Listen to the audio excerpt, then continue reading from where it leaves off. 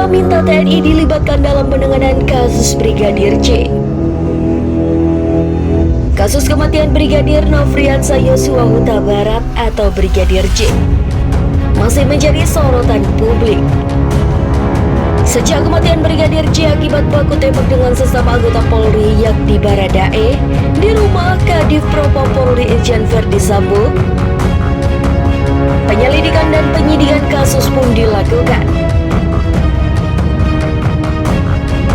Kamarudin Simanjuntak selaku kuasa hukum keluarga Brigadir J mengatakan perlu adanya campur tangan anggota TNI dalam menangani kasus kematian Brigadir J itu.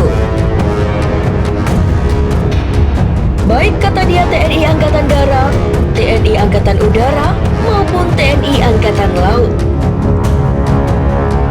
Menurutnya dengan adanya TNI akan bisa membantu dan mengungkap kasus kematian Brigadir J dengan lebih cepat dan tidak akan membebani satu institusi saja, yakni institusi Polri.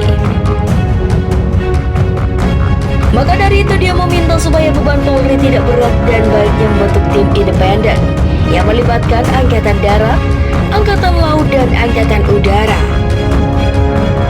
Kemudian melibatkan auditor militer seperti polisi militer untuk membantu penyidikan Polri, kata Kamarudin saat diskusi bersama aktivis Batak dan forum mahasiswa Sumut via Zoom 5 Juli lalu. Oke, sebelum lanjut videonya, Mimin ingetin dulu buat klik tombol like dan subscribe-nya dulu ya. Dan jangan lupa aktifkan tombol lonceng notifikasinya. Dengan melibatkan TNI, Kamarudin berharap kasus yang menjadi polemik tersebut dapat terselesaikan secara transparan dan tidak ada proses penyidikan yang terganggu oleh pihak-pihak yang berusaha menutup-nutupi kasus ini, sehingga perkara yang sederhana ini bisa cepat selesai. Karena yang saya pahami baik dari penyidik Polres Jaksel, Polda Metro Jaya, maupun dari Propam selama ini mereka justru menghalang-halangi agar semua ini tidak terungkap, tuturnya. Kamarudin juga mengapresiasi tim penyidik Polri yang telah menetapkan beberapa pasal yang menurutnya memang pantas untuk menjerat tersangka Barada Richard Eliezer atau Baradae. Tetapi tetap kita apresiasi penyidik karena mereka sudah menggunakan pasal 338, salah satu yang kita laporkan dari pasal 340, 338, 351, ayat 3, pasal 55 dan 56.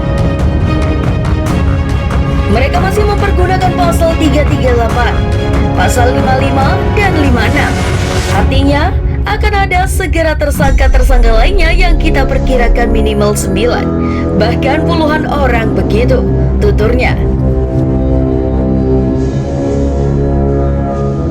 Sebagai informasi, tim khusus Bareskrim Mabes Polri yang menangani kasus tewasnya Brigadir J telah menetapkan Baradae sebagai tersangka pembunuhan terhadap Brigadir J.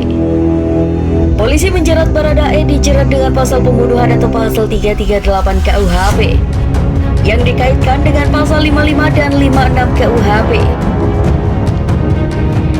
Kita anggap cukup menetapkan Baradae sebagai tersangka dengan persangkaan pasal 338 KUHP, junto pasal 55 dan 56 KUHP, kata Direktur Tindak Pidana Umum Bareskrim Polri Brigjen Pol Andi Rian Jayadi. Andi di Gedung Bareskrim Mabes Polri Rabu 3 Agustus 2022. Jika dilihat pernyataan tersebut, polisi juga menyertakan pasal 55 dan 56 KUHP, yang mana pasal tersebut mengindikasikan adanya keterlibatan orang lain dalam perbuatan pidana yang dilakukan oleh Baradae. Nah, gimana sob? Semoga video ini bisa bermanfaat buat kalian semua ya. Kalau kalian suka dengan video ini, jangan lupa untuk klik tombol like.